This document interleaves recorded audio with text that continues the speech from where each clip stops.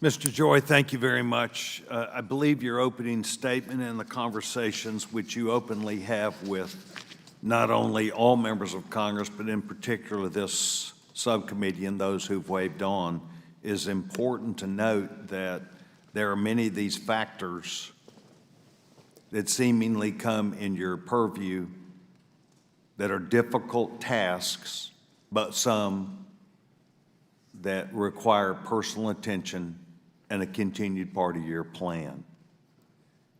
It is not lost on any of us that there are economic conditions that impede your ability to make changes, but there are also day-to-day operational issues which we believe need to be addressed. Today, you're going to hear from members of Congress who bring to you and your team very specific examples of items I've had within the congressional district that I'm lucky to represent in Travis County, Texas, which is Austin. For my entire service in Texas 17 problems, and they seem to be around what would be friendly to a robber or a thief. These large, effective for your service to handle a neighborhood, but make themselves a target.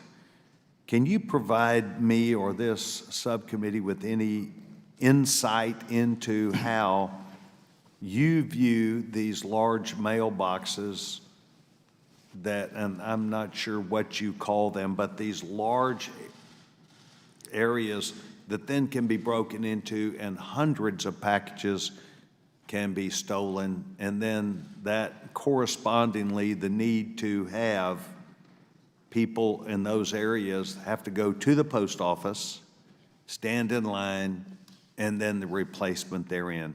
This is a part of the crime problem that you have to deal with. Sir, do you have any comment about that specific I do. area? I do. So you're referring to what we would call cluster boxes, which were decided in 2012 by the organization to put into newly developing areas as our mail volume was coming down significantly. It was the beginning of the right after the Great Recession. We were losing $10 billion a year, and the management was looking for ways of continuing to get mail into communities, but start to limit the amount of travel a carrier had to do to get the mail there because the volume was dropping significantly. Cluster boxes were effective, for mail, and effective at a time when crime was less. We are evaluating, and it's a continuing.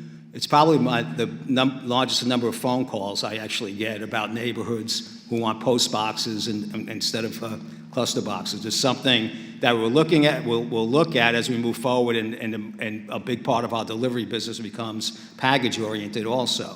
But they are targets, just like a blue box is a target, just like any access to our system is in fact a target we need to defend again.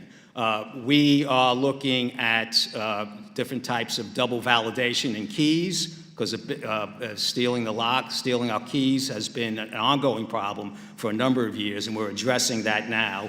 40,000 new locks coming into play that'll be tied to our carrier's handheld device for a double validation, and it could also be turned off. So that's some of it. We're looking at hardening our boxes, but some of these, they take chainsaws to. I mean, it's pretty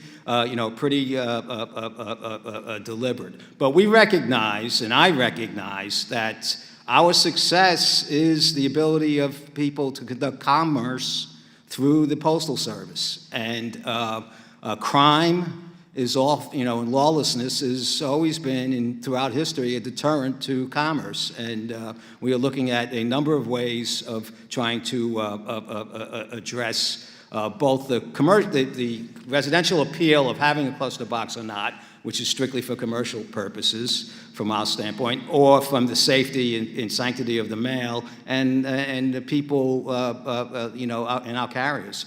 So it's something we briefed a committee of Congress last week on some of the initiatives that we're rolling out, and that's going to become an expanding part of our daily, discussions. Is how do we address this? I would ask that much of this has to do with the attention to the crime that the crime gets. With when we do in fact catch people, mail crime is not foremost a federal crime. It's not one of the things prosecutors run to prosecute, and all of this plays into the whole situation that creates the really